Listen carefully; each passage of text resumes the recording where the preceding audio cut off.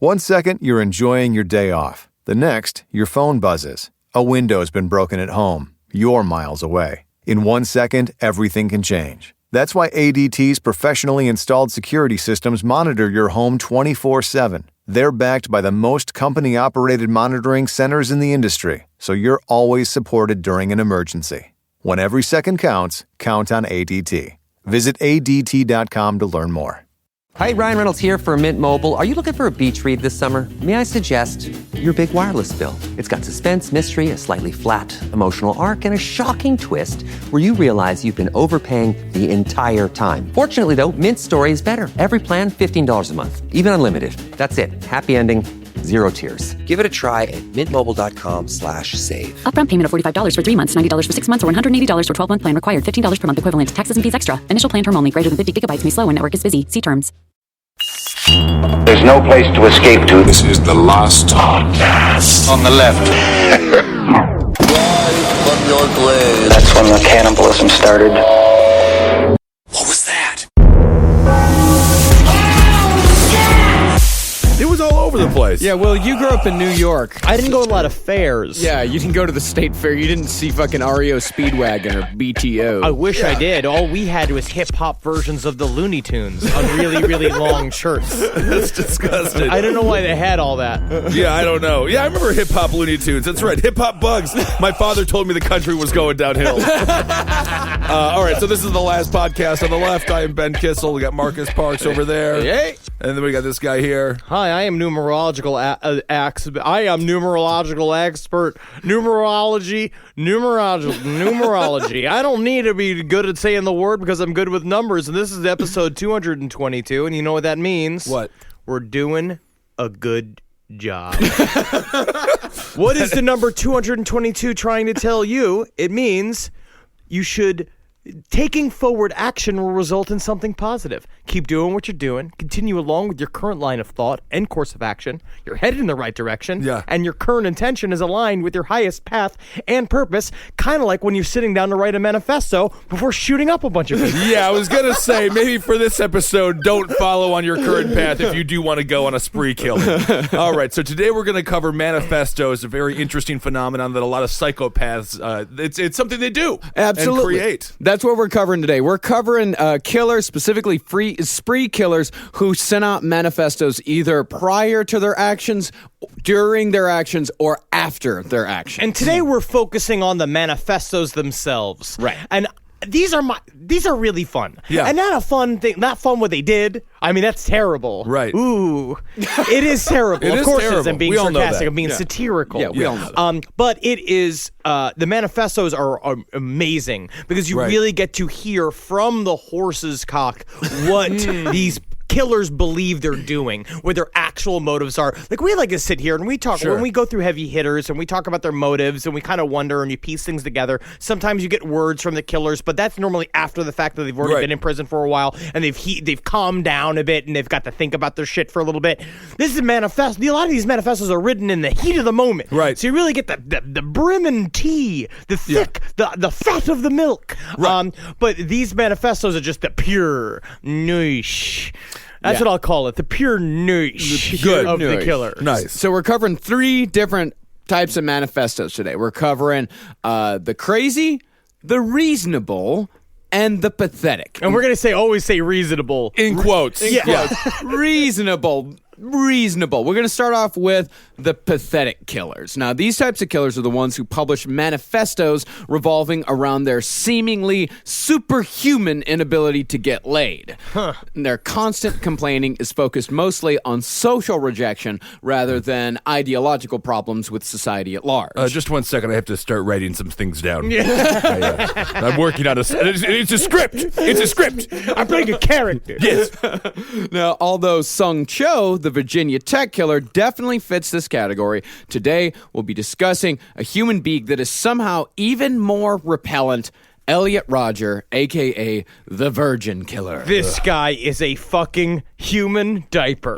He is. I wish that he was used as that in prison. Yeah. What a mewling child of a bastard this kid is. I Right. can't believe it. He committed suicide, right? Yeah, yeah. Hell He's yeah. way done. Yeah, he's way done. So on May 23rd, 2014, in Isla Vista, California, Elliot Rodger embarked on a killing spree that would end in the deaths of 6 and the severe injury of 13. Halfway through his rampage, Rodger emailed a 137-page manifesto to his parents, his 2 therapists, and about a dozen of his quote-unquote friends. You mean to tell me he didn't have a lot of friends, Marcus? A dozen is a lot of friends. The quote-unquote friend. Now think about how many friends you actually have. 8. I have 8 friends. Honestly, it's true. I think about it. With close friends, I have maybe 6 or 7. Maybe. Yeah. Yeah. Close friends, but these weren't. Yeah, let's just hear about one of these friends, one of these quote unquote close friends. This is a clip of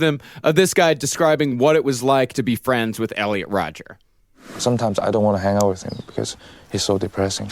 I mean, but that's just a friend. Yeah, it's a friend. That's true. Your friend sticks by you no matter how much of a droning, broken clock you sound like. How long have we been friends with Holden McNeely from the Round Table of Gentlemen? He makes dogs scared.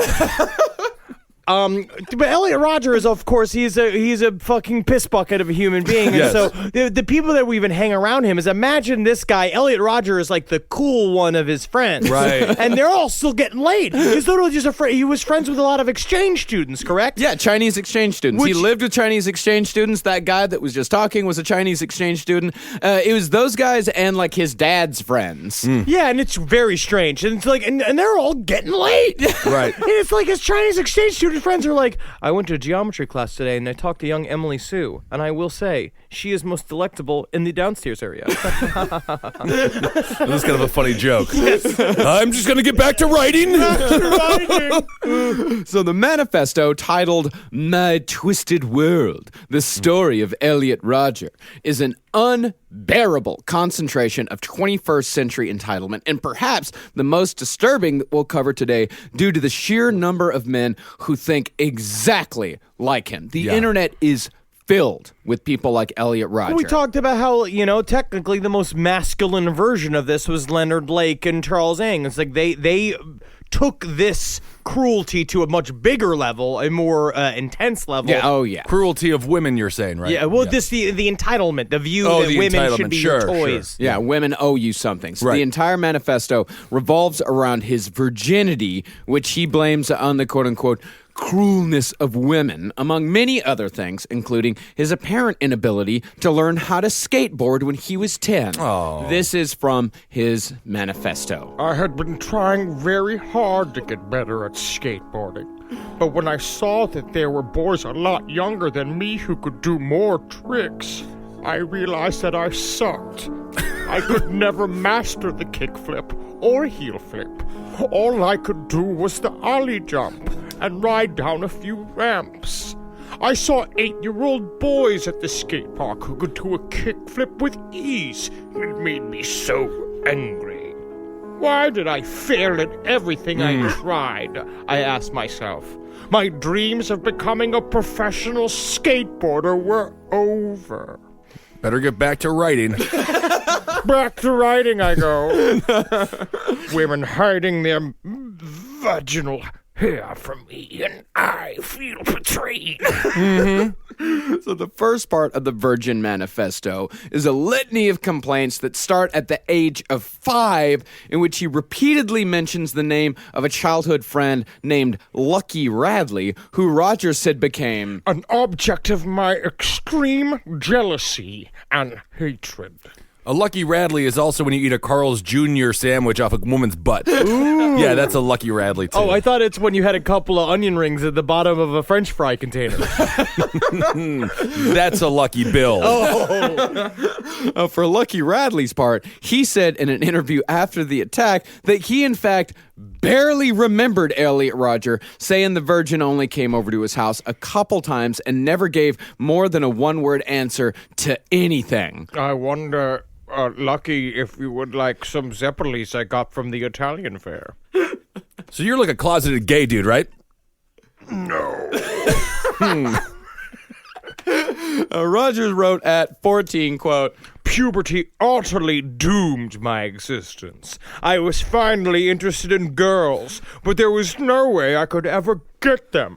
And so my starvation began. So there is, it's just, I love the voice that you chose, by the way, because I think that is his inner monologue voice. That's what he thinks he sounds like, but it's more like, puberty utterly doomed my existence. I mean, he does. I mean, he has the classic closeted gay way of speaking of women. Yeah. There's a comedian here in New York City who everyone knows is gay, but he'll never come out. And I was hanging out with him one time at a bar, and he a pretty woman walked by, and he looked at me and he said, "Oh, I bet you she has a nice pussy." And I'm like, straight guys don't. What are you talking What do you about? mean a nice pussy? I don't even know. What does nice pussy mean? She certainly knows how to pick a pair of heels. Yes, that's very true. I'm sure. Yes. And Elliot, he kept using, he kept saying, these women kept rejecting my sexual advances. And then he said that he loves the word starvation, and he also loves the word magnificent. In one of his video journals, he's like, how could women deny me?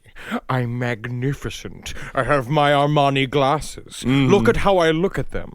I look magnificent. And my BMW is nicer than the other cars the other boys drive. I do have just a hatred for his parents, I have to say. I mean, I know there's sort of victims in this, this but dude should have been smeared on the highway as a child.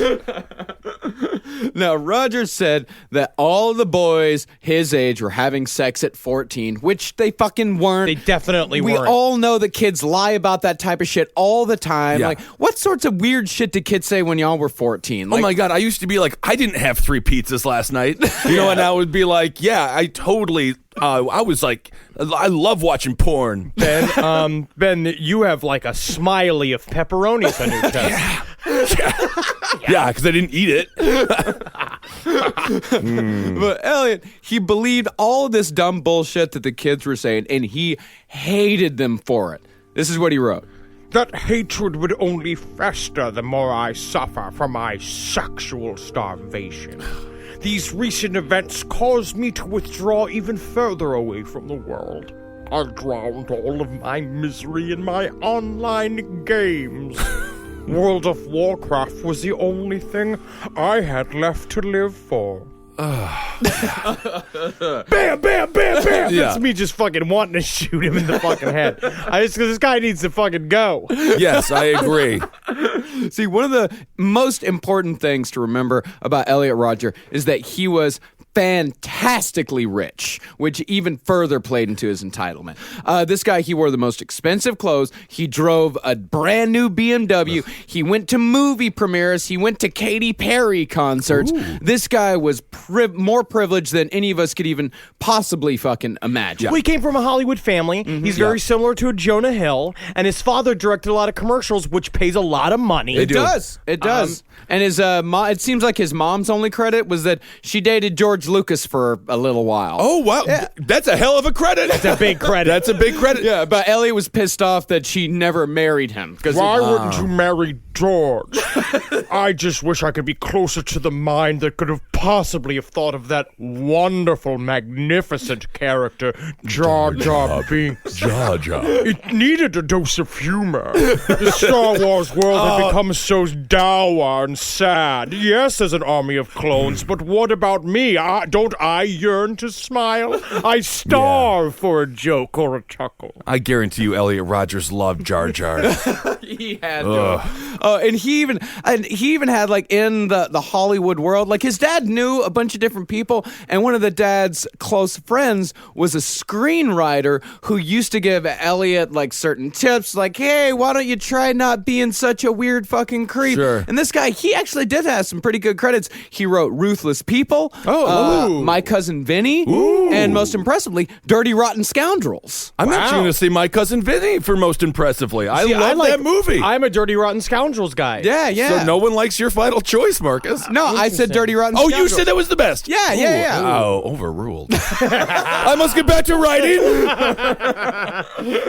Even though Rodger was already rich by any standard, he became obsessed with winning the lottery, saying it was his only way, even going so far as to drive to Arizona and Utah to buy extra Powerball tickets. but when he missed out on 4 consecutive jackpots, this, for some reason, was what pushed him over the edge. Now, this is very unfortunate. Because he just went from being your run-of-the-mill loser that wears Eurotrash clothes and drives a BMW, and then he went ahead and bought a gun. Yeah, he went and bought a gun. Yeah. He started going to a firing range on a regular basis, and he started planning his so-called day of retribution. Right. And the thing is, I will actually say something about the parents, is that they tried. They actually did. Everyone tried with Elliot Rodger. No one abandoned this guy at all. His parents, he started going to therapy when he was in a middle school. His parents got friends. It's like, hey, listen, can you help out my son? Like, can you say something to him? Because we can't get through to him. A bunch of people said, like, yeah, I tried talking to him. I tried being his friend. I tried getting through to this guy, but he never took to it. He never took to a single bit of it. He was just ruined. What do you think is that mental illness? Is this psychopathy? It's narcissism. Is this like a thing where it is an extreme form of narcissism combined with psychopathy? Well, that's what they talk about with manifesto killers, right? Is that the idea is that they have an agenda and they want the whole world to bow at their feet and know exactly why they do what they do, which is why they write what they do. They have an endless need to connect and rule over everyone.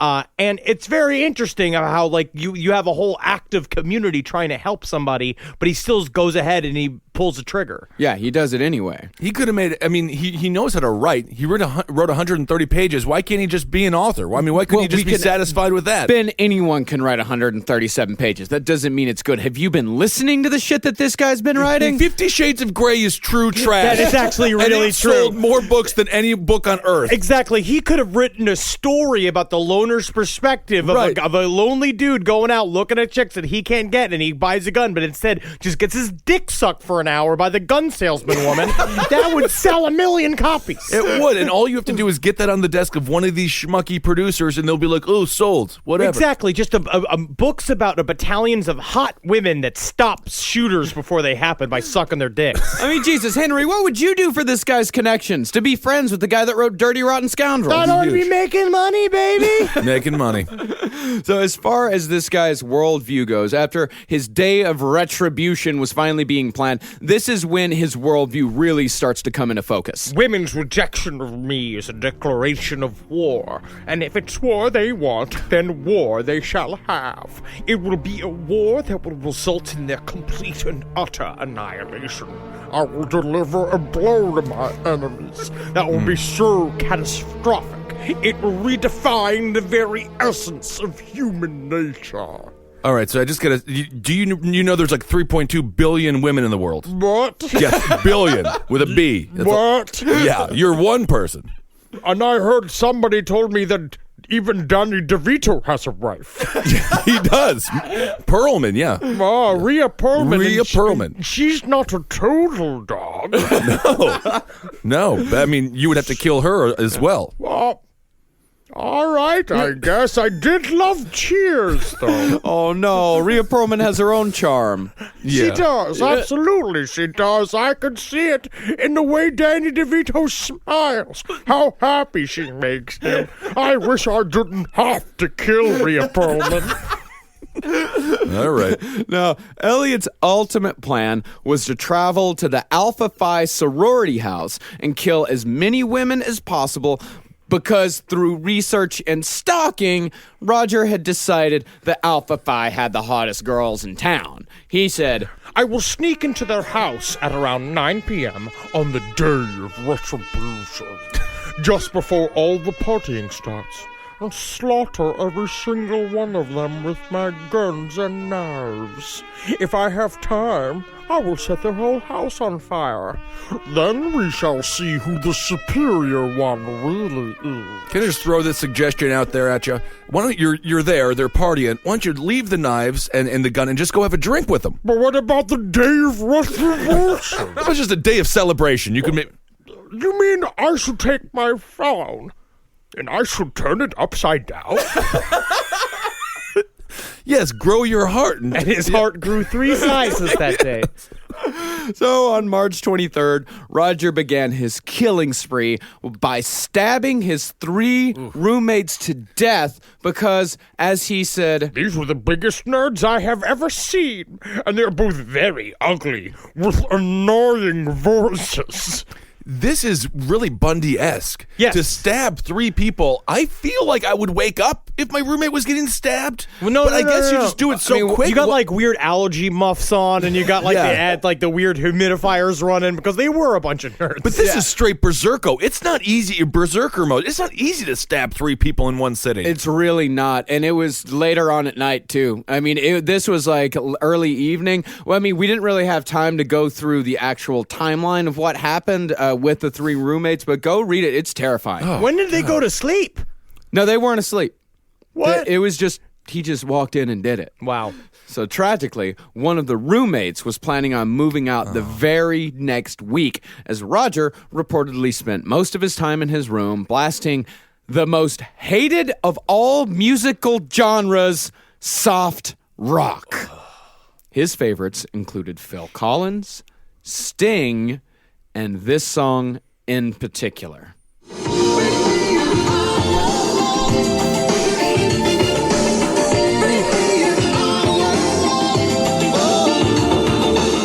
Bring me a higher love, Hey, Rodger, I got a test in the morning. higher love. Hey, Rodger, I just have it's my finals week. This is my Phil Collins time. You do not interrupt my Phil Collins time. Thank God I bought these white sneakers so I could walk down the avenue in them while listening to this song. All right, I'm going to move out in a week, okay? Hey, wait a second. Could you check in the kitchen to see if we have any clean knives? Yep, all clean. There's no musical artist I hate more than Phil Collins.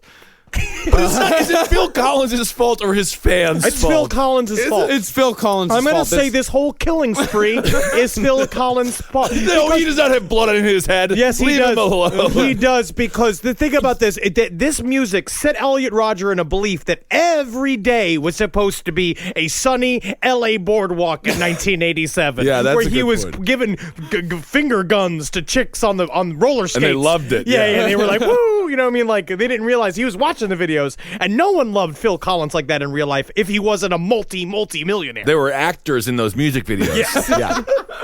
This podcast is brought to you by Squarespace. Squarespace is an all-in-one website platform that helps you stand out online. Yes, that's right. You don't have to smash your face with a hammer. You can just start a business. It's got everything you need on Squarespace, from securing your domain to building a professional site and showcasing your work all in one place. Let's say you want to show everybody how you can carve your ribs out of your lower abdomen so that you look more like a Ken doll. That's amazing. You can bring your vision to life with AI-powered design or curated templates, plus flexible editing tools that helps you create something that truly reflects your style, especially if you are somebody that is trying to corrupt the young men of America. That's what Squarespace is really going to help you. Squarespace makes it easy. It makes it easy for you to put all that together, and you just go to Squarespace and do it all. Thanks, Braden. Head to squarespace.com/left for a free trial. And when you're ready to launch, use offer code LEFT to save 10% off your first purchase of a website or domain. Whether you're rushing out the door or eating on the way to work, conquer morning chaos with Belvita. Baked with whole grains, Belvita breakfast biscuits go great with coffee and are a part of a balanced breakfast when paired with low-fat dairy and fruit. And when you're looking for a post-breakfast snack to tide you over till lunchtime, try Belvita Energy Snack Bites. They're a good source of fiber and come in delicious flavors like banana dark chocolate with sunflower seeds. Find Belvita at your local store today. Hi, Ryan Reynolds here for Mint Mobile. Are you looking for a beach read this summer? May I suggest your big wireless bill? It's got suspense, mystery, a slightly flat emotional arc, and a shocking twist where you realize you've been overpaying the entire time. Fortunately, though, Mint's story is better. Every plan, $15 a month, even unlimited. That's it. Happy ending. Zero tiers. Give it a try at mintmobile.com/save. Upfront payment of $45 for 3 months, $90 for 6 months, or $180 for 12-month plan required. $15 per month equivalent. Taxes and fees extra. Initial plan term only. Greater than 50 gigabytes may slow when network is busy. See terms. We know about this man's penchant for the worst music in the world because Elliot Rodger shot and uploaded dozens upon dozens of videos to YouTube right up to the day he died. And the videos had names like Life is so unfair because girls don't want me. And Why do girls hate me so much? And of course, Stuck in Traffic in Santa Barbara made it a little fun. And that's where he just filmed traffic while playing SOS by the Police. That is making it a little bit more fun, though. The Police always make it a little bit more fun. I just think a lot of times when I'm not thinking about my day of retribution and about how women are starving me of any sort of affection, I like to make things a little fun. That is fun. You know, I mean, just stop by. If you're in traffic, just pull off the exit, get yourself a little bit of ice cream. Because if not, you're just going to be sitting in traffic. I know I can just sit off to the side the same amount of time, enjoy myself a little vanilla cone with some rainbow sprinkles on it. How was your date with Elliot? It was fun. We sat in traffic, listened to the Police. I made it a little fun for him.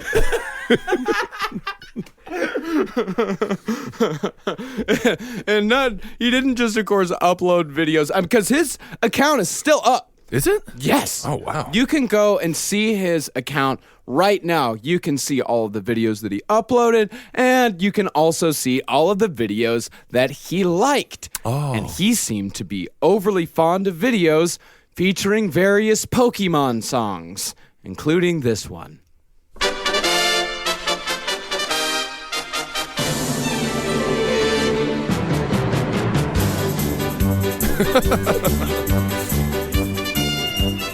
Well, Sally, now that I've played you my favorite song, will you have sex with me? So you'll starve me again? Yes.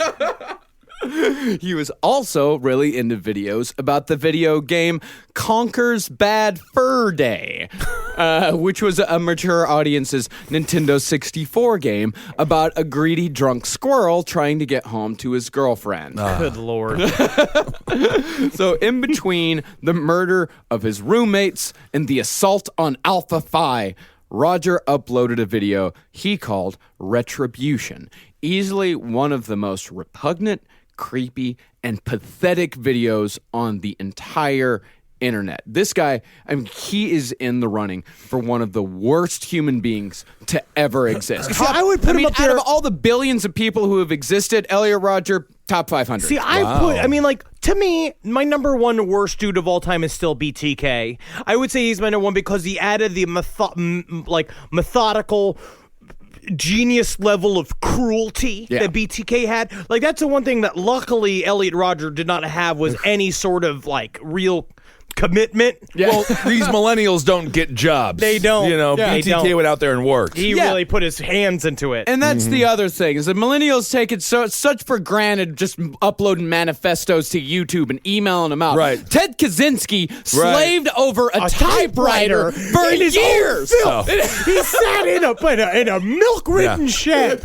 We're going to be good parents. I remember when serial killers had to sit down there in a shed in the woods and Dennis Rader had to snail mail a floppy disk to the police department that got him arrested. Yeah, it did.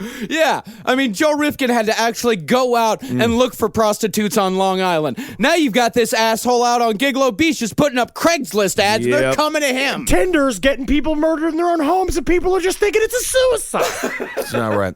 Before the record, millennials actually work very hard and they are being demonized. Thank you so much for stating that. Thank you for fixing that. Technically, we are all millennials. Yeah, yes. We love our millennial. I do. I love Amazon. I like the same day delivery that's happening. I like the drone delivery. Same day delivery. Yeah, they can do that now. It's bring to me now. I like that you can buy a little button. You can put it next to the toilet. If you want something and it's on your wish list, you can press the button and it just literally comes to your house.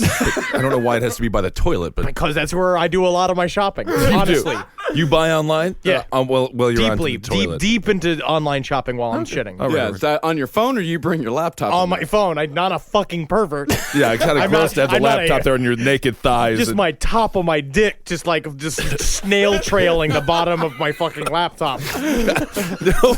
I do not want to think about it. So here are a couple of excerpts from Elliot Rodger's retribution video. These are, Henry's been doing the voice the entire time. This is the inner voice. This is my inner voice. That is the inner voice, but this guy's actual voice is putrid. Putrid. That's the word I was looking for. Yeah. I'm 22 years old, and I'm still a virgin. I've never even kissed a girl. I've been through college for 2.5 years. More than that, actually. And I'm still a virgin. And it's been very torturous. College is the time when everyone experiences those things such as sex and fun and pleasure. But in those years, I've had to rot in loneliness. It's not fair. You girls have never been attracted to me. I don't know why you girls aren't attracted to me. I don't know why. But I will punish you all for it. It's an injustice, a crime, because I don't know what you don't see in me. I'm the perfect guy. And yet you throw yourselves at all these obnoxious men, instead of me, the supreme gentleman. Here, it's the Wedgie Patrol. Whoa. Here. We're gonna give him a wedgie so hard his father dies. I'm actually really surprised. He is so, he seems fairly gender neutral, and, he seems actually like a guy that girls in California would like. Sure. I've met a lot of dudes like that who get laid constantly, and it drives me nuts. With a producer father in Los Angeles, they're normally doing fine. Right. Technically, he's in Los Angeles doing he's just garbage. He's human garbage. Well, the problem with him is that he has, he's talking all of this Manifestos stuff. He's got these YouTube videos. Most people say when you were around him, he wouldn't give you more than a one-word answer on anything. This guy, he believed that if he got a nice car and nice clothes, that shit would just happen. That women would just automatically be drawn to him and pretty much start sucking his dick on the streets. Because that is how intense his narcissism and his entitlement was. He's not wrong. He's 90% there.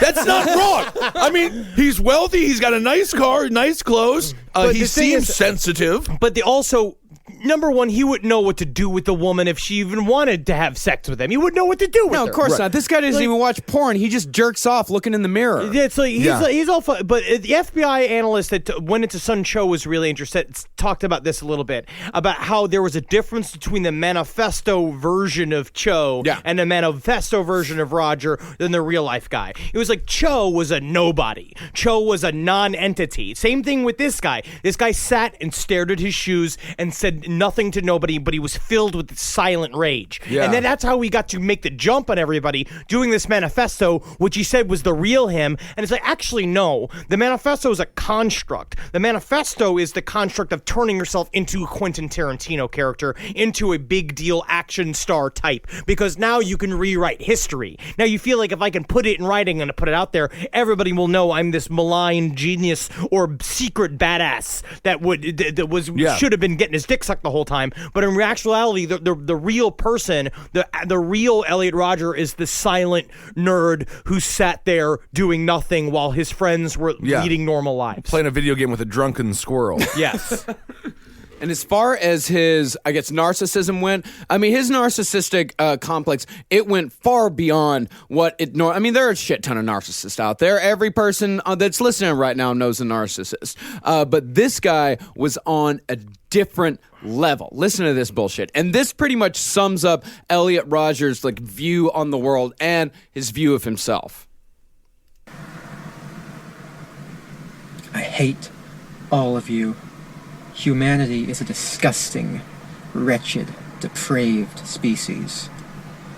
If I had it in my power, I would stop at nothing to reduce every single one of you to mountains of skulls and rivers of blood. Yeah, we know. And rightfully so. You deserve to be annihilated. And I will give that to you. You never showed me any mercy, and so I will show you none.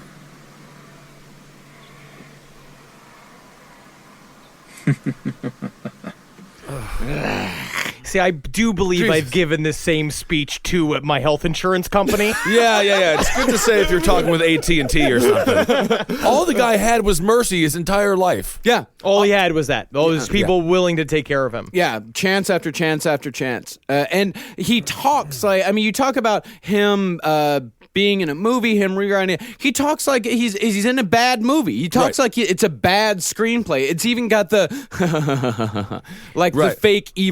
the fake evil laugh. What do we do to counteract this kind of thought? Like, what do we do? Can you just say, like, what do we say to people? Like, listen, like, a part of it just gets better, or if it's just like you will feel comfortable in your skin, you will be able to talk to people, or like just get out and talk to people, or kill yourself. Like, if you think, I think this guy would just go with the latter of all of those. No. There's plenty of people out there that are on the road to being this guy that can definitely get off. Just if any of this stuff that he's saying or any of the stuff that he's written, if that sort of thought has ever crossed your mind, if that's any things that you say on the internet, if those are things that you fucking write, it's time to go back to the drawing board. Like it's a mountain of skulls and a river of blood. I mean, it's pretty that was kind of good. I think about that all the time. That's very sweet. We all think about mountains of skulls all the time. But pick up a fucking guitar. Right, exactly. If you put that guitar behind that, you'll get ladies. But also maybe de-emphasize your need for ladies. Yeah. Maybe the lady side of it you need to take down. And start back. thinking about yourself and thinking about what you like and what you need. Yeah. If every woman that you come into contact with hates you,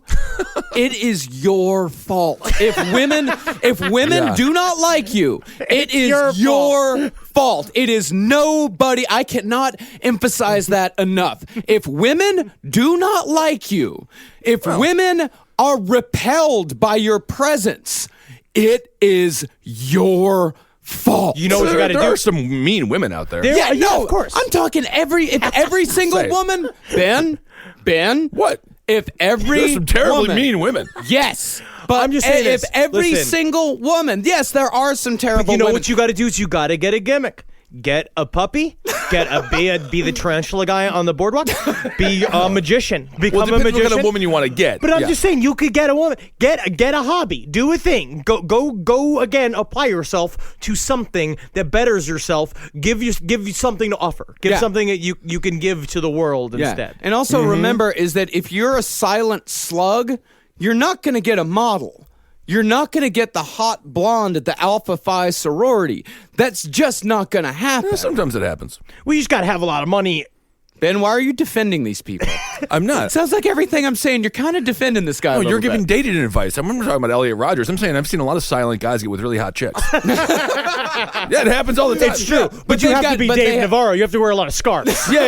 You have to wear, but then you change in your outfit. You need a bandolero hat. You need scarves. You need many rings. No, we're just in like a dating portion of the show. I'm not talking about Elliot Rodgers at all. Yeah, but you got to have charm. See, that's the thing, is that you've got to have a look in your eye. If you're like a super quiet guy, you got to have a look. You got to have a real good look. Yes. You got to be able to slither a woman across the room. And you know who had a real good look in his eye? Kyle Odom.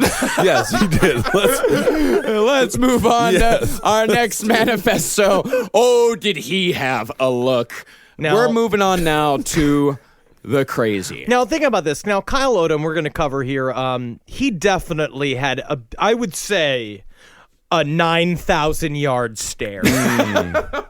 Yeah, I mean, these people, the people that write the absolutely insane, crazy manifestos, these people are truly sick. These are the only people that I have sympathy for because they're schizophrenics. You know, they're manic depressive. These people, and a lot of times, they don't even know that shit's going wrong for them. A lot of times, they believe like, oh, this is just the way the world is. I'm the only one that sees it, except for maybe the president. Unchecked schizophrenia can lead to some of the most vivid, intense audio-visual hallucinations that you can imagine. Like literally, like straight up, it looks real, it feels real. So along the lines of having DMT or angel trumpets or one of those really, really intense hallucinogens where you're having like reality-based hallucinations. Yeah. And Kyle Odom was one of these men. And now we cover this guy. This is recent, which is pretty cool for us. This just happened 2 months ago. And we don't get a lot of hardcore view into the schizophrenic's downfall. And his manifesto is such a great example of how slowly it slides into a normal person's brain so subtly that he begins to believe it's real. Right. And the way he writes it, it isn't an all caps, out of control screed. It's not a homeless guy on the train yelling about microwaves and shit like that. This guy, he sounds reasonable. Like As he says, I'm 100% sane, 0% crazy. Yeah, yeah. He says that over and over again in the manifesto, which, if you've got to say it. Yeah. You crazy. Yeah. So just 2 months ago, on March 6th, Kyle Odom, a former Marine, drove to an evangelical church in Coeur d'Alene, Idaho, walked up to Pastor Tim Remington, and shot him 6 times with a .45 caliber handgun. Kyle then boarded a plane bound for Washington, D.C., and was arrested by Secret Service agents after they witnessed him throw something over the White House fence. And what they found was possibly one of the most insane things we've ever read: the Martian blowjob manifesto of Kyle Odom. I gotta say, if you're having one gigantic schizophrenic breakdown, it might as well involve a bunch of Martians blowing you. Yeah. So you got to thank them for their service.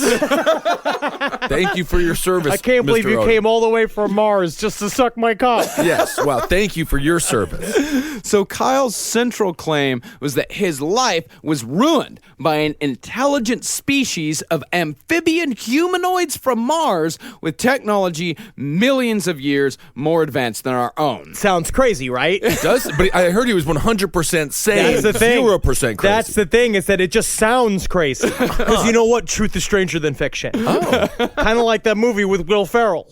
Stranger than fiction. Is that it? Yeah. Now, as far as what these Martians' relation to humanity was, this is what Kyle wrote. They have a massive breeding stock of humans, which they bleed and control from birth. They use these humans to live vicarious lives among us.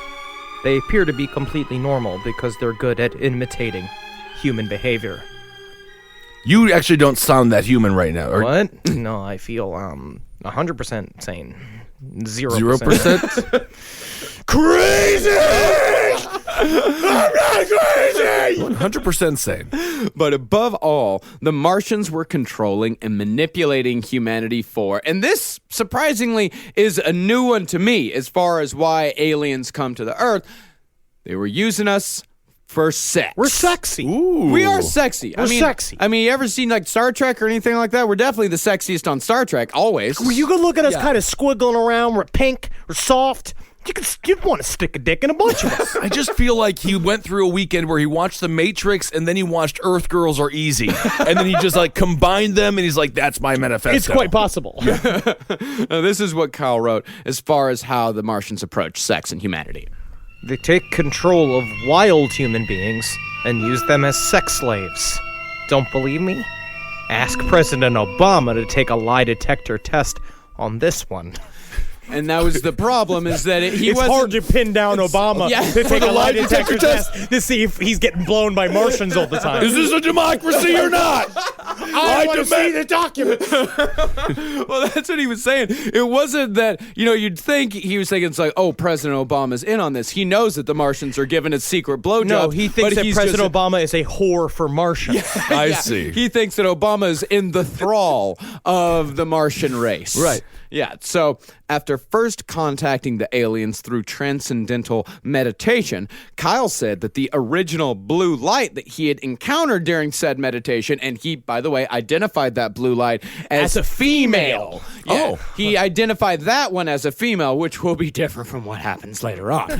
He says that blue light abandoned him soon after, leaving him, I think this is what he says, after the blue light abandoned him, it left him to the devices of the sex Martians. So what happened after he had his first real experience during meditation is that afterwards he went back to class because he was a grad student, I believe, in genetic science. Yeah. And when he showed up to class, he said that he could understand all the flaws in genetic science and that it all become too easy for him. And his instructors kept telling him, just have fun. Just have fun. It'll be fun. Just have fun. I just feel like he was smelling shampoo at a Kmart. The red light or the blue light special went on and he just had all these ideas. I have a bunch of weird theories about all of this stuff as it goes through about whether or not any believe it really happened or if he was just sitting in his apartment the entire time. Oh, yeah. I think he was out and about. Yeah, absolutely. but he was seeing he was going ape shit. Yeah, he was absolutely going ape shit. But I think there's evidence later on that says that this was actually happening, but not everything that he says was actually like a flesh and blood type of thing. Plan B made over-the-counter emergency contraception legal more than 20 years ago. It's a safe, effective backup birth control option that helps prevent pregnancy before it starts by temporarily delaying ovulation. Plan B is the #1 OBGYN recommended brand and the only one you can find at all major retailers in all 50 U.S. states. There's no minimum age requirement and you don't need an ID to buy it. You can order it through DoorDash and other major delivery platforms too. That's freedom to be. Use as directed. Hi, Ryan Reynolds here for Mint Mobile. Are you looking for a beach read this summer? May I suggest your big wireless bill? It's got suspense, mystery, a slightly flat, emotional arc, and a shocking twist where you realize you've been overpaying the entire time. Fortunately, though, Mint's story is better. Every plan, $15 a month. Even unlimited. That's it. Happy ending. Zero tears. Give it a try at mintmobile.com/save. Upfront payment of $45 for 3 months, $90 for 6 months, or $180 for 12-month plan required. $15 per month equivalent. Taxes and fees extra. Initial plan term only. Greater than 50 gigabytes may slow when network is busy. See terms. So the first specific incident that particularly disturbed Kyle Odom, that kind of just knocked him off of his axis, happened with a couple of fellow grad students. This is what he wrote. After a few days of nights and no sleep, 2 of the graduate students began reaching out to me. And when I went to see them, they both kept pointing their finger at me, saying, pew, pew, pew, pew, like they were shooting the gun. They did this over and over and over, and I kept wondering what their problem was. Months after I left Houston, I was told they were not human. They were tasked with making me into the quote-unquote next school shooter, as they called it. I imagine this is why many of our school shootings take place. I'm not crazy! No, 100% sane. So that's what his theory is that every single school shooter that we have, that there's just a guy walking up to him going, pew, pew, pew, pew, Honestly, pew, pew, with finger guns, and that's how they get you. But if we were in a classroom together, we were doing that to someone, and they started to freak out. Like, you just got to keep on doing it. You got to keep doing it. It's like so fun. I would look at my hands and be like, "Are these things working? Oh my! This is the most killer fucking prank of 2016, bro." Especially in college, you're just gonna keep doing it. Oh, you're gonna do it with your friends, and you're gonna laugh your ass off until it's not funny anymore, and then you're gonna let it rest for about a week, and then you're gonna start doing it again. Absolutely, because it's going to become funny. But the thing is, then he stops laughing. He starts nodding, going like, I'm ready for my mission. And then you're like, oh, fuck. Yeah, I can already see how I would start doing it. Henry, you would laugh. No, Henry would start doing it. I would laugh. I would start doing it. Marcus would do it, but then you would feel bad and be like, stop it, guys. Guys, stop it.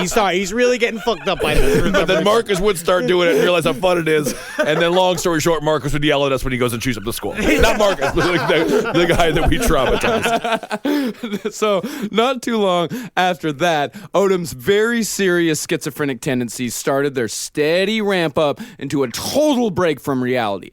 Concerning a plane ride back to his hometown from Houston, this is what Kyle wrote. Now, this is where the story starts to get weird. On the plane ride back home, my seat was taken. I asked the flight attendant, and she directed me to a new seat. Once I sat down, an older gentleman in front of me kept glancing back until he got my attention. As he kept looking back, my head began to hurt and tingle. The moment my head began to hurt, his lips curled up into this evil-looking smile. The pain and tingling in my head continued for the rest of the flight and got more intense as time went on. And every time I felt it, the man would start taking notes in a notepad. About halfway through the flight, someone else in front of me held up a newspaper that said psychic reading for like 5 minutes straight. It was blatantly obvious they were doing something to me, but I don't know what. And once we landed, the older gentleman kept showing me his track phone, as if to say, get one of these. It's the best phone on the market. Get one of these. Was he at a T-Mobile booth? I think so. He ended up at a kiosk. Yeah. Meanwhile, that guy's just so happy being like, no one ever buys these track phones because they're dog shit. Super, yeah. You were 100% sane, 0% crazy, sir. I'm not crazy! Love these track phones. I said the prices are crazy, sir. What? Yes, the prices are crazy. No, you're 100% sane. Thank you. Apparently, Kyle thought that this entire experience was part of a secret job interview with the government. Well, now you remember he was dropped in and out of school several times. Yeah. He's been in school, dropped out. All of these things are happening to him and happening more and more often that he can't concentrate on school anymore. So now he started a couple of interviews at some government firms. And yes, he thought that this was the secret interview. The world's most elaborate interview, yes. Yeah, so he then started getting text messages about a place called The Altar from both a man named John Padula and Tim Remington, the pastor Kyle would eventually shoot 6 times. No, this is my question.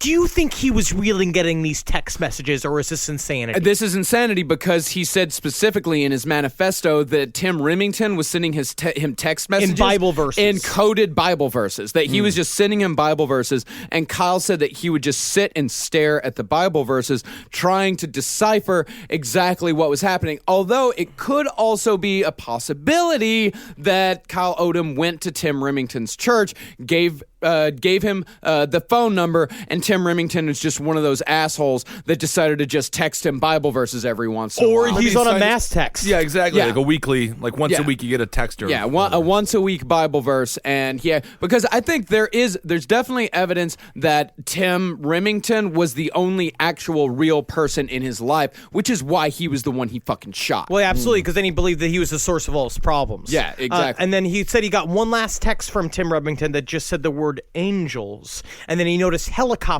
were buzzing his house all the time, buzzing his house as if they were doing it actively. Yeah. And the wheels started to come off. Yeah.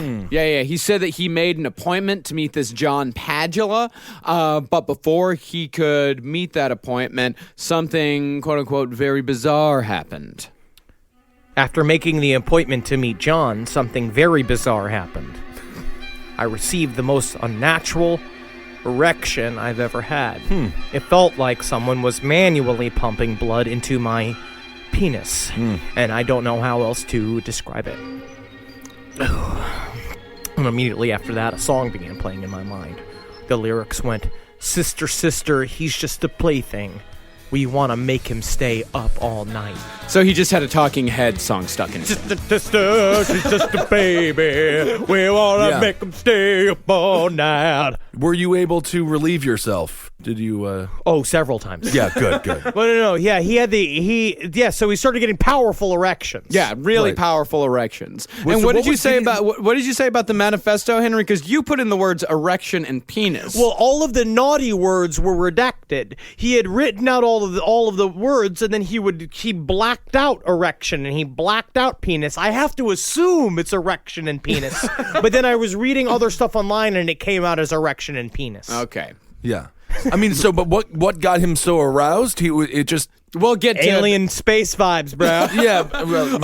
We'll get to exactly what and exactly how he got so aroused. Just been watching Fuller House. My God. Yeah, Stephanie Tanner. Yeah, the dresses that woman is wearing. Woo. Oh, my goodness. Cleavage. Grapefruit smuggler. No, unable or unwilling to sleep for days following the sister Talking Heads incident, Odom decided to visit his family in Albuquerque. And on the plane ride in, Kyle sat next to a large man who kept telling him telepathically that he was going to crash the plane. But at the end of the flight, the guy said, "Never mind, you passed the test. The government has a job waiting for you when you get back, brother." Scary. And man, I really do wish this is how job interviews work. Yeah, it would be amazing if So they just much more happened fun. to you. Yeah. Then when Kyle got back, he decided that it was time to visit the altar.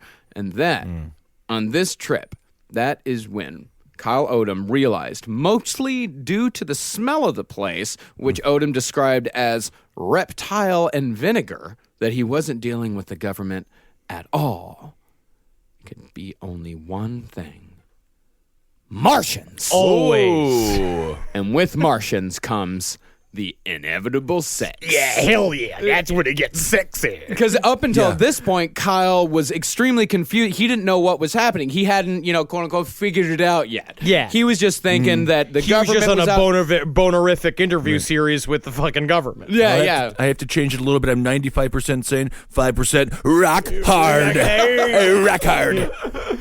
So this is what Kyle wrote. When the Martians started coming into his life, when the Martians started to get a little sexy with him, this is what Kyle wrote.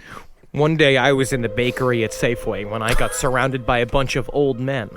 Some of them looked at me and sniffed, so I knew it was them. They started stimulating my anus and penis simultaneously. Then they spoke aggressively.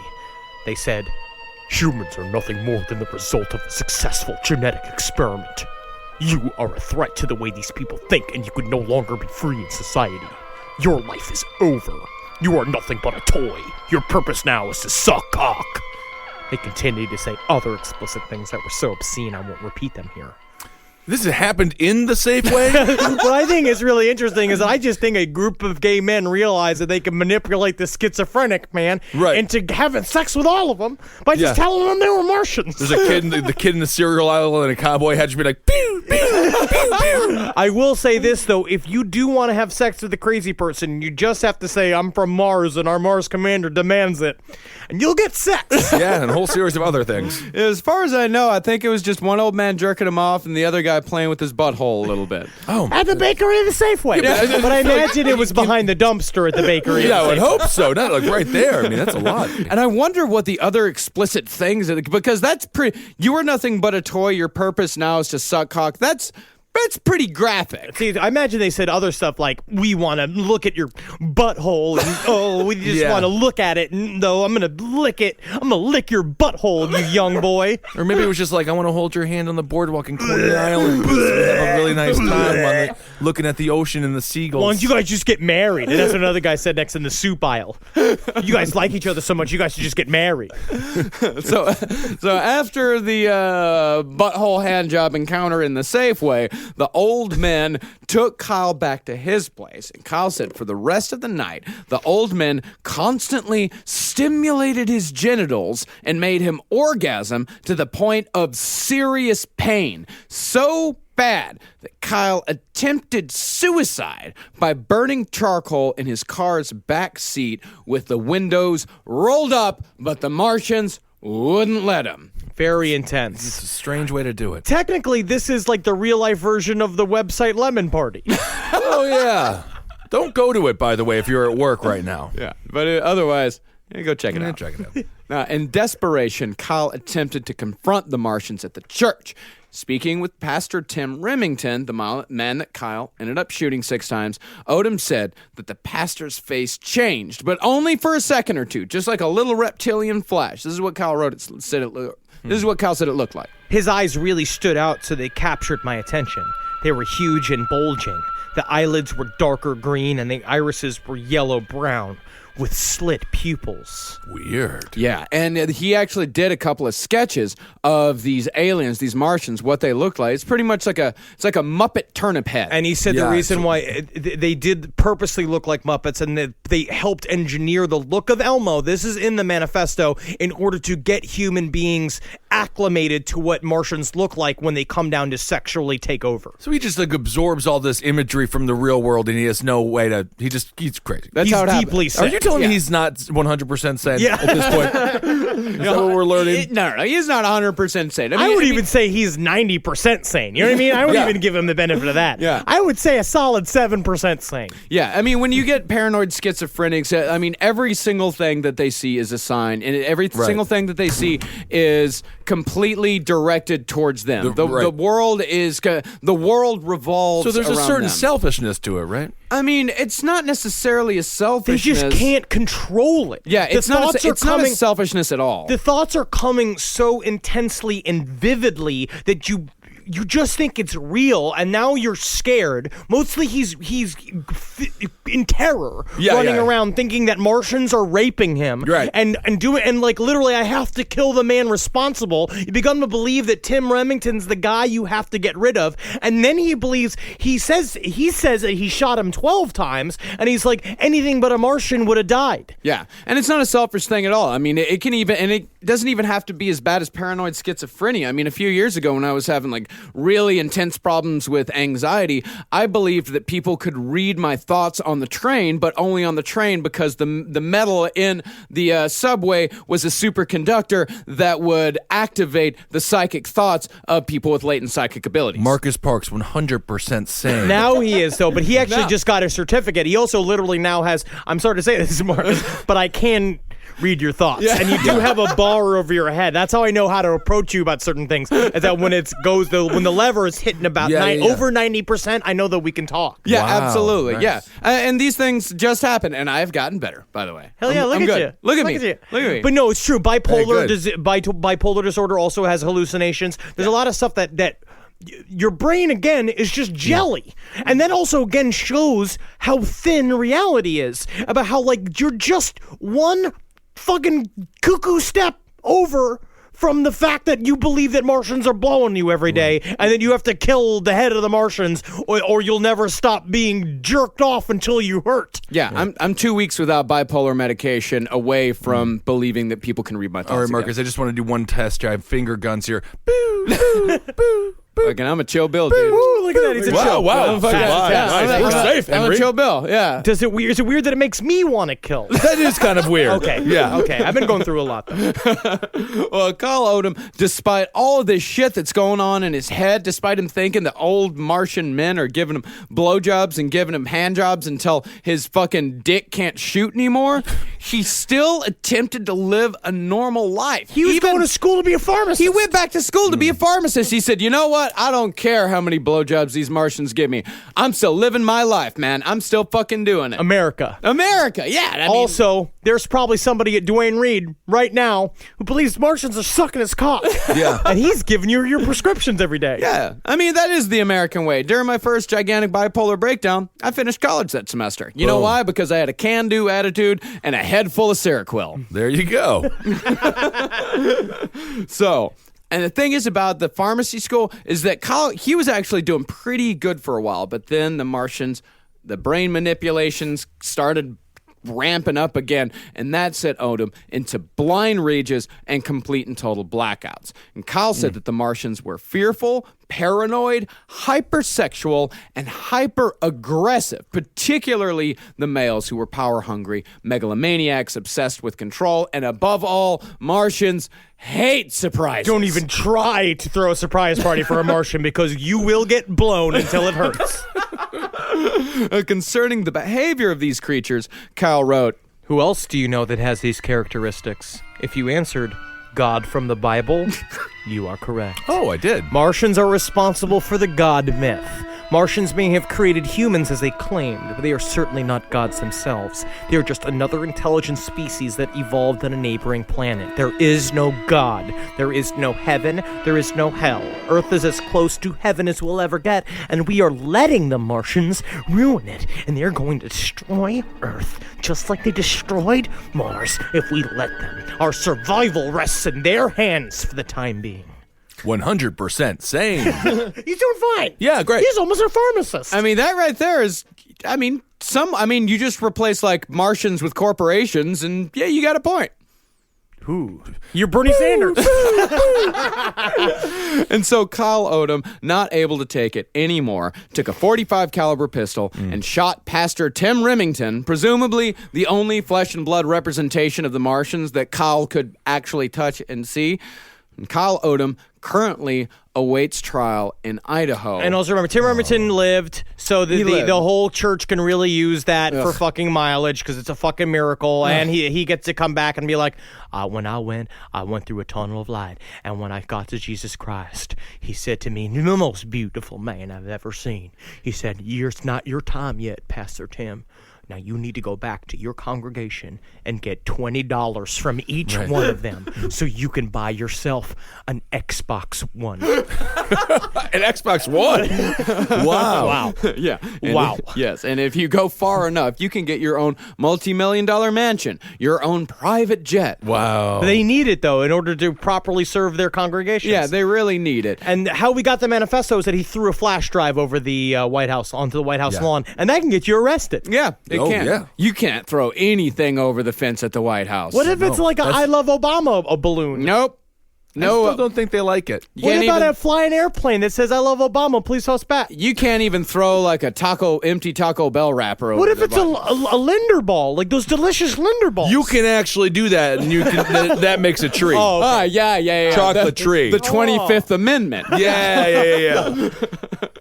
So, our very last subject today, we've covered the pathetic, we've covered the crazy. Now we're going to cover the quote-unquote reasonable. And what we mean by reasonable is that we by no means whatsoever condone the actions of this man. We by no means think that violence is a way to solve anything. But what we say when we mean reasonable is that you read the manifesto and you think, you know, this guy's kind of got a point. We all got bubbling over points. Oh, yeah. I'm going to say we all got things. I've definitely yelled in a bank. I've definitely I have been forcibly removed from an office. That is true. I told you that story about how I quit my job and I threw my tie at my boss. No, because I said I was selling out. I was at a headhunting firm in the financial district, and I was having a really hard time dealing with the job because I was getting screamed at all the time. It was like a real life Wolf of Wall Street scenario where my boss would go like, never get off the phone, and I went out to the little triangle park and I listened to the Mountain Goats Tallahassee album. Wonderful album. And I had an emotional response, and I walked inside and I said, I quit, and I took off my clip-off tie and I threw it in his face, and then security escorted me out. Yeah, the clip could hurt somebody. I guess so. Yeah. So the reasonable or quote-unquote reasonable man that we're going to be talking about today is Christopher Dorner. Woo! This guy was a real Rambo. He was. Yes, he was.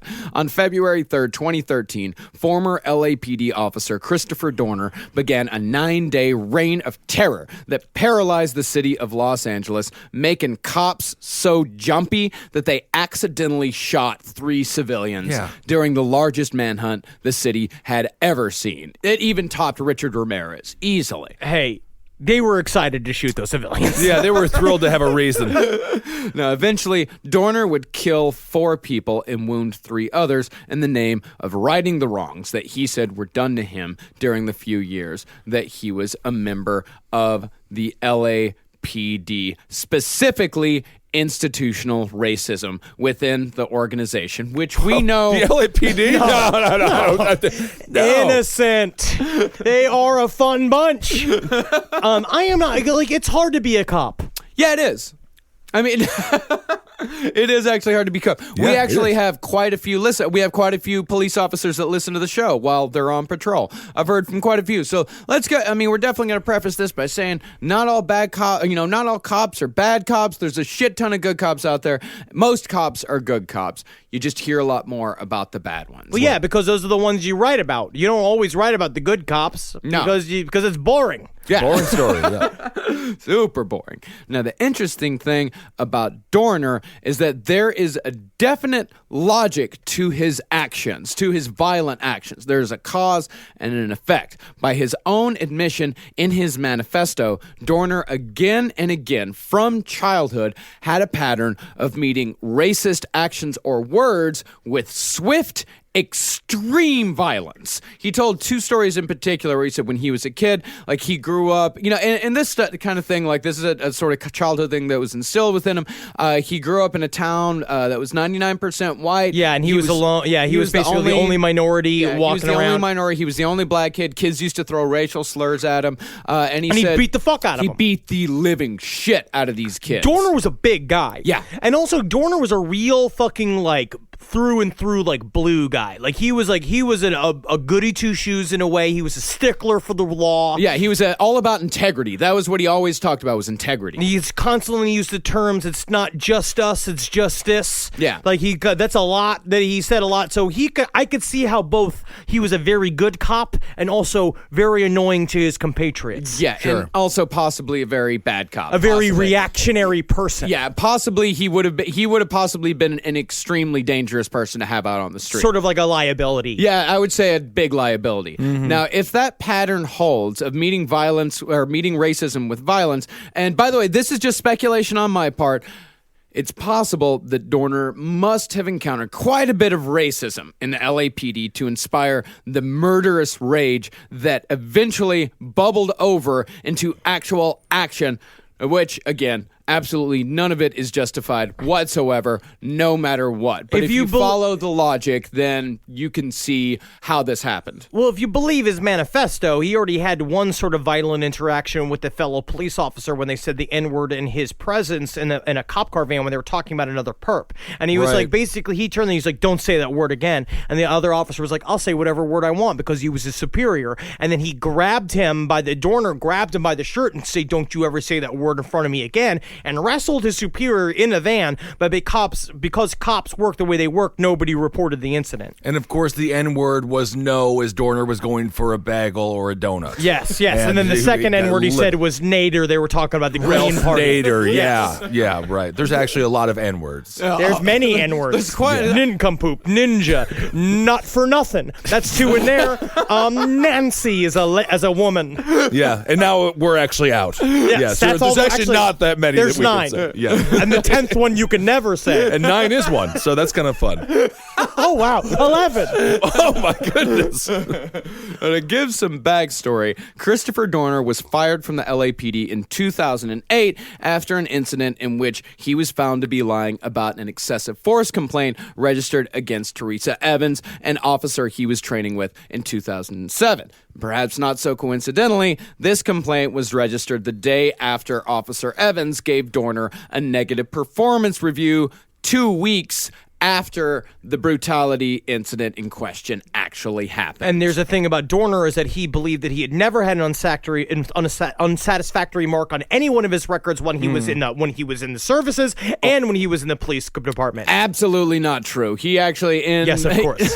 He was in the Navy Reserves before he was in the LAPD. One of his officers, he was written up for wearing his own shoes.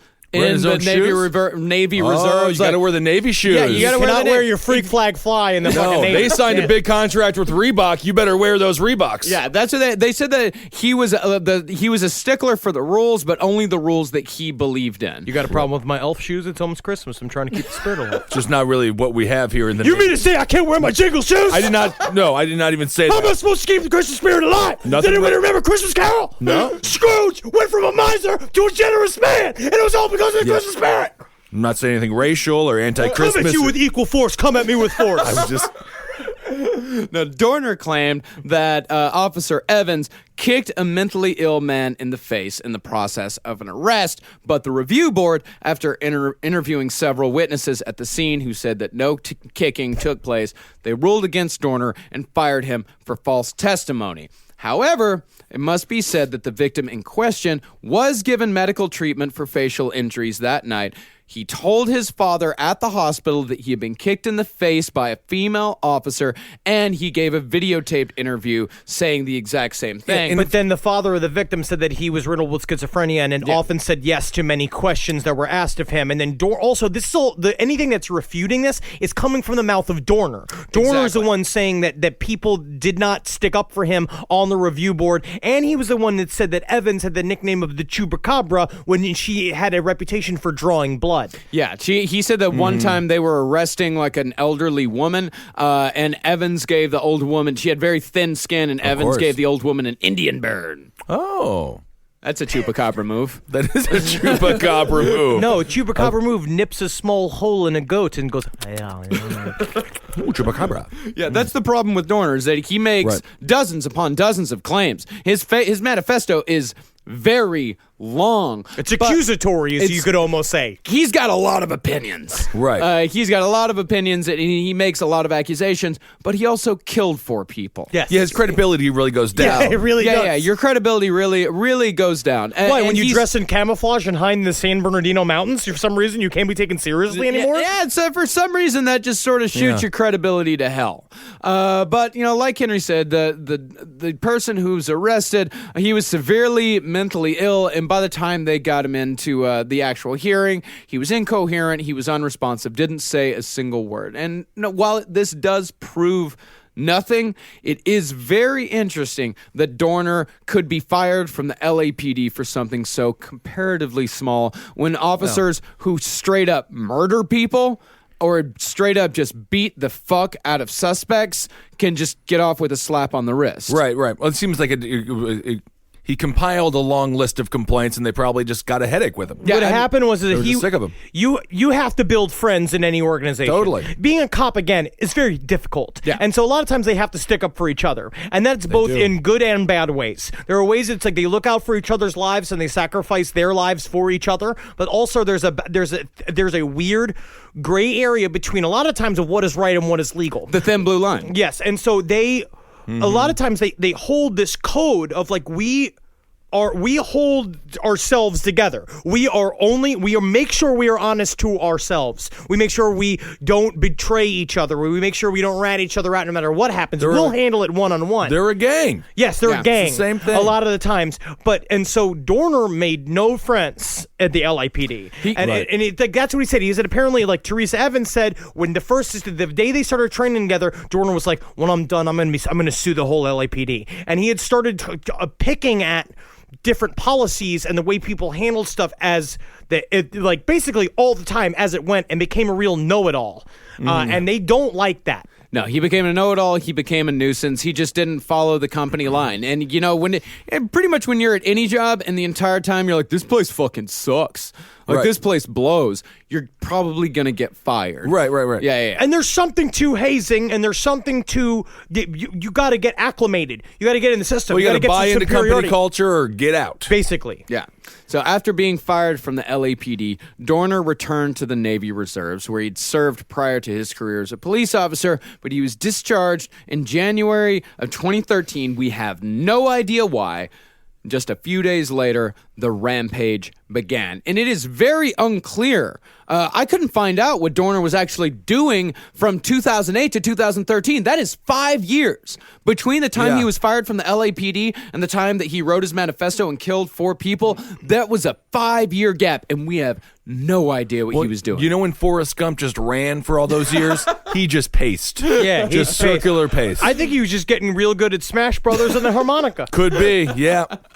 We do know that he lost his security clearance. He was discharged and blamed every bit of it on the LAPD, outlining all of his claims in what is now known as the Facebook Manifesto. This is what he wrote.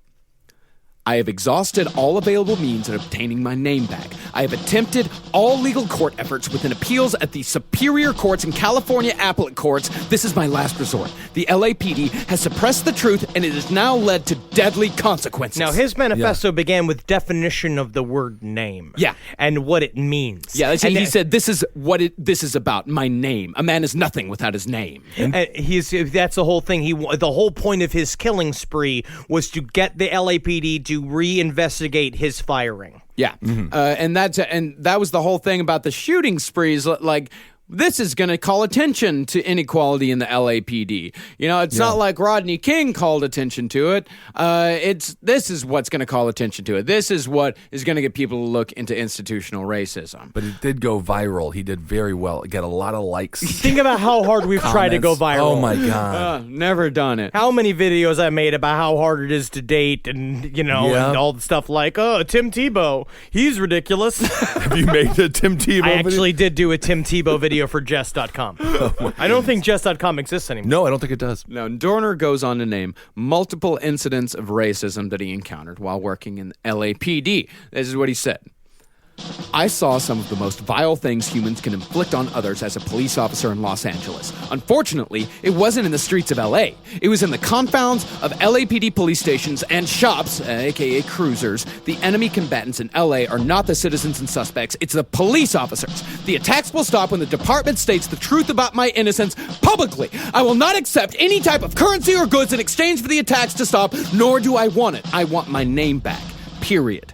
There is no negotiation. And then he does do a lot of acronyms. Yeah, he does. Yeah, and that's the thing. Make no mistake, Christopher Dorner was extremely dangerous. I mean, this guy wasn't fucking around. He was motivated, he was angry, and he was trained. That was his whole thing. He was talking about, I'm going to bring asymmetrical warfare. And this was, the manifesto was not for people. The manifesto was for cops. Yeah. And the manifesto is to the cops, and so it lists a bunch of phrases and a bunch of terminology and training verbiage that are in the manifesto that I don't understand. Yeah, I don't understand either. You know, it's like, and that today is that since it was directed straight towards the cops, you can see why they were. Of course, there's no excuse for them shooting 3 people. Of course but not. you can see why they were a little jumpy because he named 40 different LAPD officers in his manifesto, saying this is what he said about it. No amount of IMINT, MASINT, and LINT assist you in capturing me. I am off the grid. You better use your feet, tongue, and every available DOD, non-DOD, HUMINT. I know your route to and from home, and your division. I know your significant other's routine, your children's best friends, and recess. I know your Sancha's gym hours and routine. I assure you that the casualty rate will be high. If you just would have worn the right shoes here at the Navy Yard, we would have never fired you. I mean, you were pretty good. Christmas is sacred to me. Christmas does not just come once a year. You don't learn anything from the Muppet film, The Christmas Carol. You have to celebrate it every day of the year. And no asymmetrical warfare that I bring to the Navy will be able to handle what you will not be able to understand. My justice. It's not just us, it's just this. It's July. It's July. So it's just not even accurate. Now, thankfully, before that body count got too high, the Dorner got cornered. Don't be so proud of yourself. Yeah, so happy. No, I stole that. Okay. That was a big thing back there in the manhunt. There's just can't corner the Dorner, brother. I remember that. Can't corner the Dorner. Memes went crazy. It was a big meme time. A lot of memes. Yeah. What a world. So, I mean, a live active shooter for 9 days, and the internet's just like, meme it. Let's meme that. That's good. No, Dorner did manage to kill 4 people, including the daughter of the counsel who defended him during his hearing, as well as the daughter's fiancé, plus 2 police officers who were killed trying to apprehend him. Now, killing the daughter and killing the fiancé, like, that really shows that this man had a cruelty within him. Yeah, like that is cruelty, that is malice, that is spite. Like that is, I mean, that puts him down at the bottom. Technically, it's asymmetrical warfare. That's what he was doing. He was coming at them. He was coming at them with everything he got to make them scared. He was being a terrorist. And that's what he said about, like, he took his cues from Vietnam and Afghanistan, and the Al Qaeda fighters. He said the reason why we will never beat them is because they have no fear of death. And he said, I no longer have any fear of death. And he just completely, every single bit of integrity that he had said was so important to him his entire life. And that's what that cognitive dissonance is that he talks about his name, and he talks about how I'm a good person and how the LAPD has smeared my name, and he goes out and he kills a woman and kills her fiance because she happens to be related to somebody he doesn't like. Right. And I mean, he's still going to the In-N-Out Burger in a full, like, one of those tree hats, like they wear during camouflage sequences in fucking army movies. And so it's like he's still, like, having to be a person at some point during this time. Or he's eating leaves. God knows what he's doing. Hey, Christopher, we know you're not the Bush. We know you're not a Bush. Come on in, get your In-N-Out. You will never be able to defeat my asymmetrical warfare. Okay. Now, Dorner got cornered and killed on February 13th in a cabin in the San Bernardino Mountains. Oh, my goodness. Either by a self-inflicted gunshot wound to the head or burned to death when one of the pyrotechnic tear gas canisters, nicknamed burners because they catch everything they hit on fire. Cool. They caught on fire after the LAPD fired a few of those into the window. much like Waco, pretty much standoffs end in big fires when cops get involved with this. They wanted this guy dead, and they wanted him rightfully dead as so. soon as The possible. trial would have been terrible if he had one shred of honesty to him. It is that there is some systemic racism in the LAPD, and the last thing they want is a long trial where someone is screaming about it on the stand. Absolutely, because then everybody's looking at it. It's all over the newspapers, and it's just all these Becomes a attentions folk on hero. it. Yeah, exactly. And of course, Christopher Dorner's idiotic, self-serving rampage didn't change anything in the long run. The legacy he did leave behind is a long, long list of shout-outs at the end of his manifesto. Wow. Let's go through it. It's kind of sad I won't be around to view and enjoy The Hangover 3. What an awesome trilogy. Todd Phillips, don't make any more hangovers after the third. Takes away the originality of its foundation. World War Z looks good, and The Walking Dead Season 3, second half, looks intriguing. Damn, I am gonna miss Shark Week. Hillary Clinton, you'll make one hell of a president in 2016. Much like your husband Bill, you'll be one of the greatest. Look at Castro in San Antonio as a running mate or possibly Secretary of State. He's good people, and I have faith and confidence in him. Look after Bill. He was always my favorite president. Chelsea grew up to be one hell of an attractive woman. No disrespect to her husband. No, not okay. Governor Christie, what can I say? You're the only person I would like to see in the White House in 2016 other than Hillary. You're America's no shit taking uncle. Do one thing for your wife, kids, and supporters. Start walking tonight and eat a little less. Not a lot less.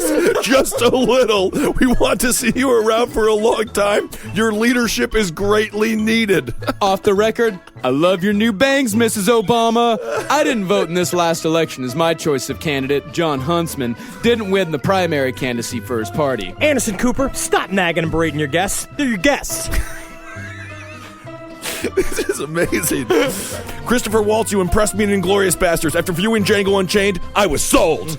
Dave Brubeck's Take 5 is the greatest piece of music ever, period. Hans Zimmer, William Bell, Eric Clapton, B.B. King, Bob Marley, Sam Cooke, Metallica, Rob Zombie, Nora Jones, Marvin Gaye, Jay-Z, and King Louis Armstrong are musical prodigies. Larry David, Kevin Hart, the late Patrice O'Neill, Lisa Lampanelli, Chris Rock, Jerry Seinfeld, Louis C.K., Dave Chappelle, Jon Stewart, Wanda Sykes, Dennis Miller, and Jeff Ross are pure geniuses. I'm a big fan of all your work. Larry David, I agree. 72 to 82 degrees is way too hot in the residence. 68 degrees is perfect. I get it is so weird. And that's only a few. That is, I would say, about a third of the shout-outs that he gives. Hey, man, I'm down. Jeff Ross got a shout-out. Jeff Ross, our buddy Jeff Ross got a shout-out. Now, I remember when it happened because I was in L.A. at the time, and I was with Jeff. It was like me, Eddie, and Jeff hanging out. I literally just like...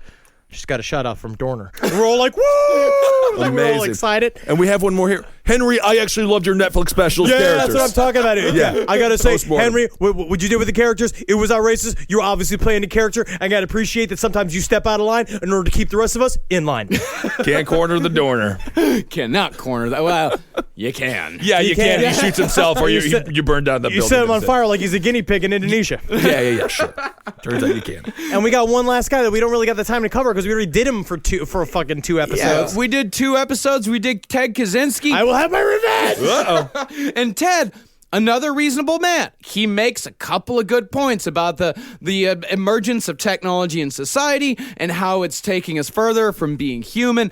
Every year that goes by, Ted Kaczynski's manifesto gets just a little bit more true. But the problem with it is that it is the most boring fucking thing I've ever read in my life. Wait a second, but this is let's have Kissel read one of the more scintillating paragraphs. For some reason, I came in today and they're like, Kissel, you're going to read Ted Kaczynski and do it like Kissel. And so I don't know what that means. All right, so let's see here. So this, he uses a lot of large words. I gotta say, but okay. So it may be that existentialism is in a large part. It may be that existentialism is in a large part a response to the purposelessness of modern life, very widespread in modern society. Okay, so is the search for fulfillment? But we think so is the search. But you cut it up all wrong, Marcus. Is the search for fulfillment, but we think that for the majority of people, an activity whose main goal is fulfillment, that is a surrogate activity, does not bring completely satisfactory fulfillment. In other words, it does not fully satisfy the need for the power process. See paragraph 41. So I feel like there's a joke on me here. It's fucking difficult to shit, and it's boring as fuck. He was stinky as a bastard. Dude, you really do when you read it. You feel like you wandered into the wrong college course. Like right. You feel like you wanted the professor that really loves the sound of his own voice. And you're like week 6. Yeah. And you're past the point of being able to drop the class, and now you're just stuck with Professor Kaczynski. All right, so I'll get a bunch of Facebook. Ben can't read. Well, you know what? Ben can read. We all know that Ben can read. No, Ben does very good. He does a whole podcast where he sounds very smart. Abe Lincoln Stop Hat. Yeah. No, I know. I do a bunch of podcasts. Yeah. That's the one I would say you're probably the most smart on. Oh, I like politics, Henry. I know you do. You know I like politics, Henry. know. Oh, my goodness. All right, Manifestos. Jesus. I've spent the last 2 days reading Manifestos, right? Good God. We do this every episode of something like this where it's just piles of nonsense. I'm mentally exhausted. Yeah. I have a hard time understanding because they're at the height of either schizophrenia or mental anguish. They're not written very well. No, they're absolutely not. They're disjointed a lot of times. They're rambling. Ted Kaczynski, he worked on his for years. I'd say too long. Way too long. He thought, well, it was all he had to do.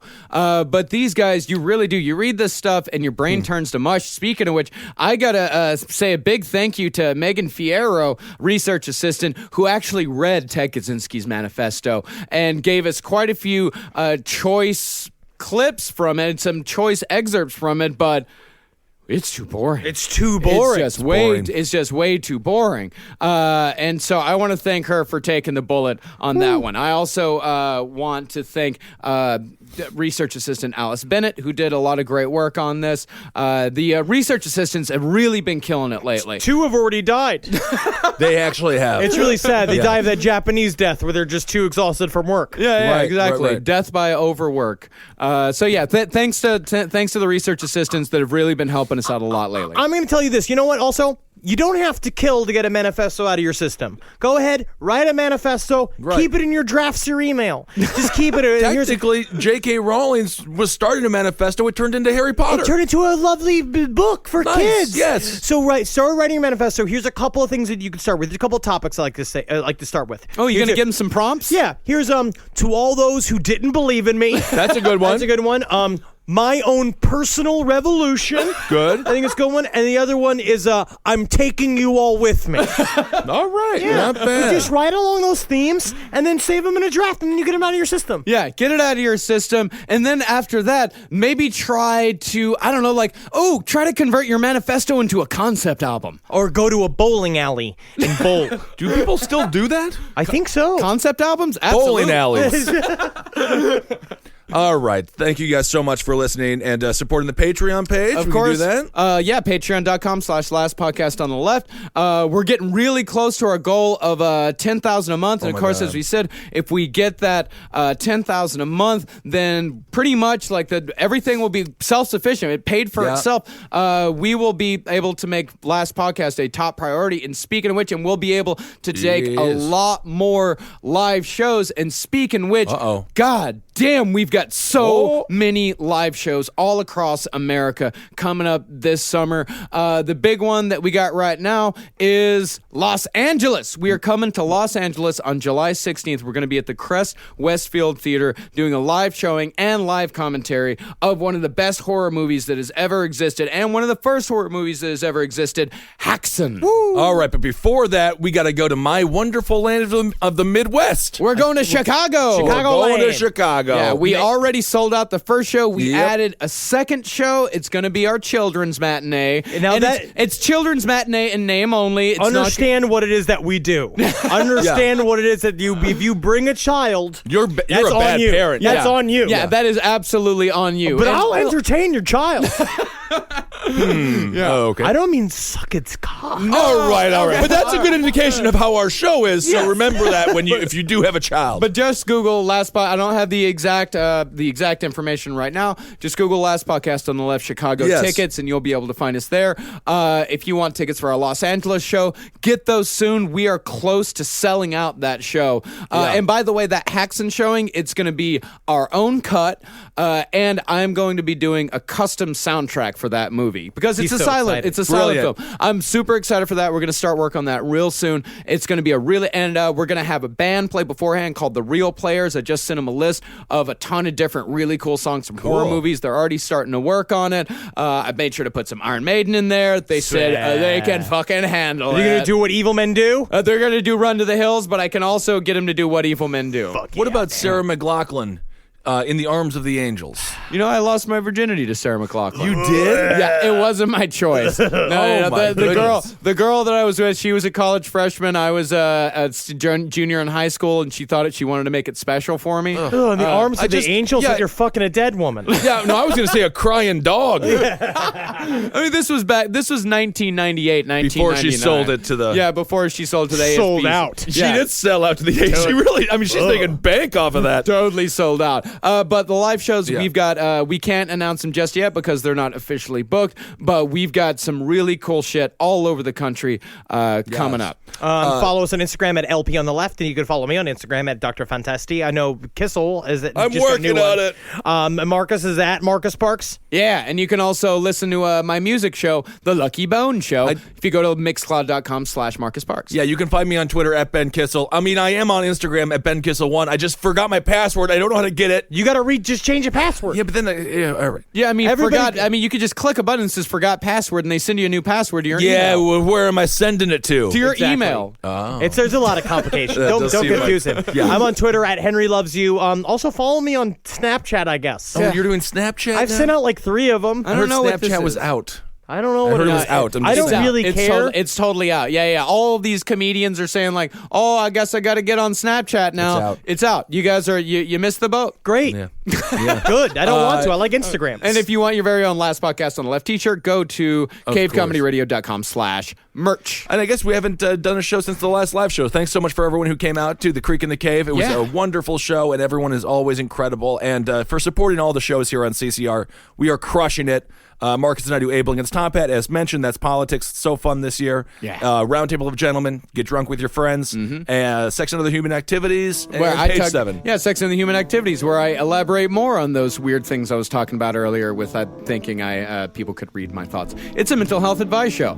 I am qualified to give it because you 100% sane. Hail yourselves. Oh, and also page 7. The last few weeks and the next week or so, Henry is guesting on page 7 with his sister Jackie and myself. And it's cute. And fun. It's cute and fun. We're talking celebrity news. So I do feel like I end up getting too real on it. Like I bring too real to page 7, and then I get conspiracy talk, and then you and Jackie look at me like I'm crazy. Well, I bring it back to the center. Any good Busey news? Busey's doing fine. Good. He's alive. He's alive. He's written a lot more alive than Prince. All right. Very R.I.P. nice. Prince. Heil Gain. Heil Gain. Hail me. Hail Satan. Magustalations. A big Magustalations. Hey, believe in yourself, okay? Except for when you're going to go out and kill, then just stop. Never believe in yourself when it comes to crime. They got it. For more shows like the one you just listened to, go to cavecomedyradio.com.